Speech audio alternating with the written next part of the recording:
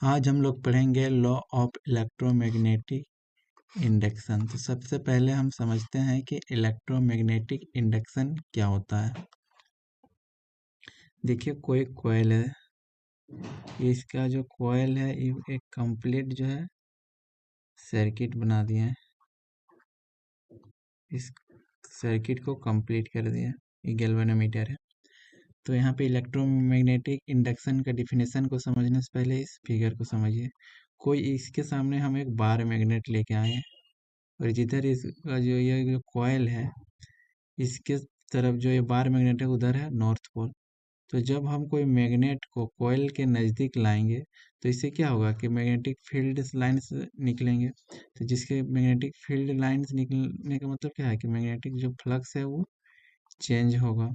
जब हम सामने लाएंगे तो ज़्यादा मैग्नेटिक फील्ड लाइन इससे पास होगा, मतलब कि ज़्यादा फ्लक्स जो है होगा इस कॉइल से। जब हम पीछे ले जाएंगे तो यहाँ पे कम मैग्नेटिक फील्ड लाइन इससे पास होगा इस कॉइल से, जिसके कारण क्या होगा, कम मैग्नेटिक फील्ड लाइन पास होगा तो मैग्नेटिक फ्लक्स कम होगा। यानी कुल मिला के देखा जा रहा है तो हम जब पीछे कर रहे हैं या फिर आगे कर रहे हैं तो इस कॉइल में क्या हो रहा है, मैग्नेटिक्स जो फ्लक्स है वो चेंज हो रहा है। तो इसके कारण क्या होगा, इस कॉइल में जो है इंड्यूस्ड ईएमएफ जनरेट होगा, इंड्यूस्ड ईएमएफ। और इंड्यूस्ड ईएमएफ जनरेट होने के बाद क्या होता है कि इसके बाद इंड्यूस्ड करंट भी जनरेट होगा। करंट चूंकि ये जो है सर्किट है वो क्लोज है, तो यहाँ पे सर्किट में क्लोज होने से क्या होगा, इसमें करंट भी इंड्यूस्ड ईएमएफ के फलस्वरूप जो है इंड्यूस्ड करंट भी जनरेट होगा। वही चीज़ बताता है electromagnetic induction. The phenomenon of production of induced EMF ऐसा फेनोमेनन है जो जिसके कारण क्या होता है, इंड्यूस्ड ईएमएफ प्रोडक्शन होता है due to change in magnetic flux. कैसे चेंज होता है, मैग्नेटिक फ्लक्स को चेंज करने से। लिंक्ड विथ क्लोज सर्किट, जो कोई क्लोज सर्किट के जो पास में जो लिंक्ड है मैग्नेटिक फ्लक्स उसके through, is called electromagnetic induction. इसी को हम लोग इसी फेनोमेनन को बोलते हैं इलेक्ट्रोमैग्नेटिक इंडक्शन। अब हम बात करते हैं law of electromagnetic induction. Electromagnetic induction का कौन कौन से लॉ है उसके बारे में। There are two types of laws which govern the phenomenon of electromagnetic induction. Electromagnetic induction को समझने के लिए हम लोग को दो जो फेनोमेनन है यानी दो जो लॉ है उसको हम लोग को समझना पड़ रहा है। इलेक्ट्रोमैग्नेटिक इंडक्शन को समझने के लिए हम लोग को दो लॉ को समझना होगा, और वो दो लॉ कौन कौन सा है, एक फैराडेज लॉ है और दूसरा है लेंज लॉ। फैराडेज ने जो है दो लॉ बताए थे उसके बारे में बात करेंगे नेक्स्ट में, और नेक्स्ट है लेंज लॉ। फैराडेज लॉ क्या बताता है, मैग्नीट्यूड ऑफ इंड्यूस्ड ईएमएफ। ये इंड्यूस्ड ईएमएफ कैसे जनरेट होता है इसके बारे में फैराडेज लॉ बताता है। और उस करंट इंड्यूस्ड ईएमएफ के बाद क्या होगा, इंड्यूस्ड करंट जनरेट होगा। तो इंड्यूस्ड जो करंट है या उसका जो डायरेक्शन किधर होगा इसके बारे में ये लेंज लॉ बात करता है। तो डायरेक्शन ऑफ इंड्यूस्ड ईएमएफ का बात करता है लेंज लॉ, और मैग्नीट्यूड का बात करता है फैराडेज लॉ। अब हम बात करते हैं सबसे पहले फैराडेज लॉ का। तो फैराडेज ने जो है दो लॉ बताया था, एक जिसको हम बोलते हैं फर्स्ट लॉ और यह है सेकेंड लॉ। तो एक एक करके हम बात करते हैं। फर्स्ट लॉ क्या बोल रहा है, whenever the magnetic flux linked with a closed circuit changes and EMF is induced in it, which lasts only so long as the change in flux is taking place। इसका मतलब क्या हुआ कि जब भी हम कोई एक से सपोज करिए ये कॉइल है, इसको हम कंप्लीट कर दिए।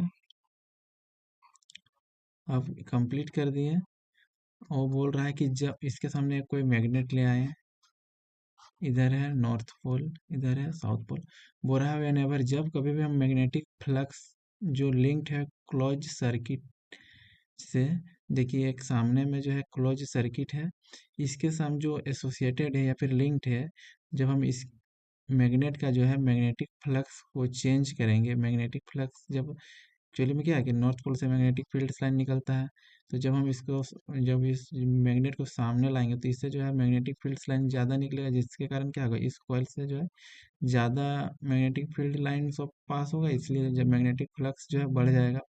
तो मतलब कि जब सामने लाएंगे तो मैग्नेटिक फ्लक्स बढ़ेगा और जब दूर ले जाएंगे तो मैग्नेटिक फ्लक्स डिक्रीज होगा। यानी कुल मिला के देखा जाए तो मैग्नेटिक फ्लक्स चेंज हो रहा है। जब कभी भी कोई सर्किट के सामने जो हम मैग्नेट को लाके उसमें हम मैग्नेटिक फ्लक्स को चेंज करवाते हैं तो क्या होता है, induced an EMF is induced. तो क्या होता है, ईएमएफ इंड्यूस्ड होता है which last only so long as the change in flux is taking place. जब तक से हम इस कॉइल में जो है मैग्नेटिक फ्लक्स को चेंज करवाते रहेंगे तब तक जो है ये यहाँ पे ईएमएफ जनरेट होते रहेगा। यही है फर्स्ट लॉ। सेकेंड लॉ बोल रहा है the magnitude of induced EMF is equal to the rate of magnetic flux linked with the close circuit.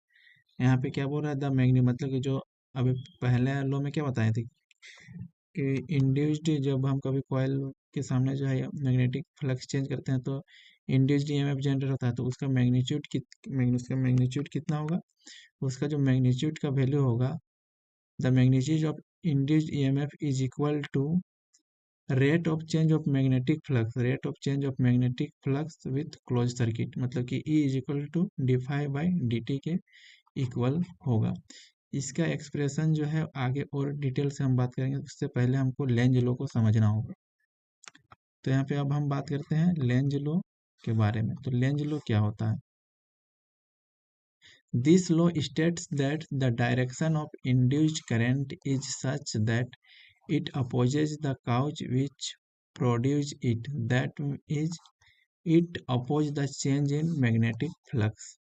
इसका मतलब क्या है, जो है लेंज लॉ बात करता है कि जैसे कि कोई कॉइल में जैसे कि कॉइल हम बना दिए तो इसमें जो हम इंड्यूस्ड जो करंट जनरेट हुआ तो इसका डायरेक्ट पहले बताएं कि लेंज लॉ है वो डायरेक्ट करंट का डायरेक्शन को बताता है। तो ये this law state that the direction of induced current is such that इसका जो करंट इसमें जो है किस इस साइड से करंट फ्लो हो रहा है कि इस साइड से फ्लो हो रहा है, इसके बारे में इंट्रोड्यूस करता है लेंज लॉ। लेकिन बोल रहा है इसका डायरेक्शन किस टाइप कैसा होता है, such that it oppose the cause which produce.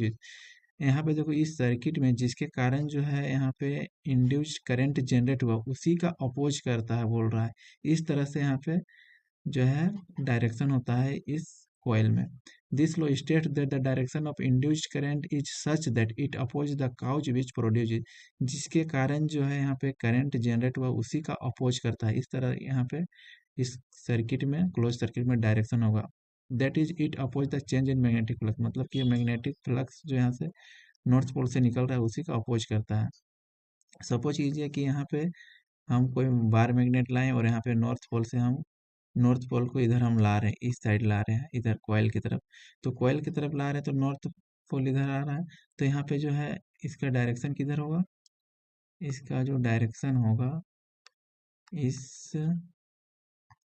इस जो कॉइल में डायरेक्शन होगा ये देखिए इधर हम ला रहे हैं, जब समीप ला रहे हैं तो इधर देखिए मैग्नेटिक इधर यहाँ पे जो है इसको अपोज करने के लिए यहाँ पे हमको इस टाइप का नॉर्थ इधर भी नॉर्थ पोल बनना होगा।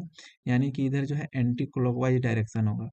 जब हम एन साइड को जो है इस साइड समीप लाएंगे तो इस सर्किट में किस तरह डायरेक्शन होगा करंट का, एंटी क्लॉकवाइज। एंटी क्लॉकवाइज मतलब कि देखिए इधर हम लोग ये वाला नॉर्थ पोल और साउथ पोल से हम रिलेट कर सकते हैं इसको। ये जो है एन टाइप से बन जाएगा, मतलब कि यह इधर इसका करंट का डायरेक्शन इस साइड होगा। तो देखिए इस साइड होने से क्या होगा कि देखिए नॉर्थ पोल जो है एक दूसरे को अपोज करेगा। तो देखिए यहाँ पे नॉर्थ पोल के कारण ही यहाँ पे करंट जनरेट हुआ था और उसी को ये अपोज करेगा। दूसरा कंडीशन क्या है कि मान लीजिए कोई वार मैग्नेट है, उसको हम नॉर्थ पोल को हम इस साइड ले जा रहे हैं, इस जो कॉइल से जो है इस कॉइल से हम इस ये जो कॉइल है इससे जो है दूर ले जा रहे हैं, मतलब कि जो है इसमें जो मैग्नेटिक फ्लक्स जो है कम हो रहा है, मतलब कि इधर जा रहा है। अब देखिए यहाँ पे इस कॉइल में इस तरह डायरेक्शन होगा कि इसको अट्रैक्ट करेगा। मतलब कि देखिए पहले तो यहाँ पे जब इधर नॉर्थ पोल ला रहे तो इसको रिपेल कर रहा था, लेकिन जब नॉर्थ पोल जो है दूर जाएगा तो ये इसको अट्रैक्ट करेगा। मतलब कि इधर क्लॉकवाइज डायरेक्शन होगा करंट का, क्या होगा क्लॉकवाइज। तो यही बताता है ये लेंज लॉ। अब आगे का हम डेरिवेशन कैसे करेंगे, देखिए हम फेराडे सेकेंड लॉ से हम लोग क्या पता चला था कि EMF is equal to d∅/dt होता है। अब लेंज लॉ यहाँ पे अप्लाई करेंगे तो E is equal to minus d∅/dt होगा। यहाँ पे नेगेटिव साइन क्या बताता है, here negative sign indicates the direction of induced EMF is such that it opposes the change in magnetic flux। जो हम अभी लेंज लॉ में पढ़े ना कि यहाँ पे जो क्या है कि जिसके कारण वहाँ पे सर्किट में करंट जनरेट हुआ है उसी को अपोज करता है, मतलब कि नेगेटिव साइन इसी को इंडिकेट करता है। अब मान लीजिए हम तो एक सिंपल कॉयल यहाँ पे बना रहे थे, लेकिन यहाँ पे सपोज कीजिए बहुत ज़्यादा कॉयल है इस तरह से turns. If coil consist of n number of turns then induced EMF का वैल्यू होगा E is equal to minus n d∅/dt। तो ये है इसका मैथमेटिकल एक्सप्रेशन।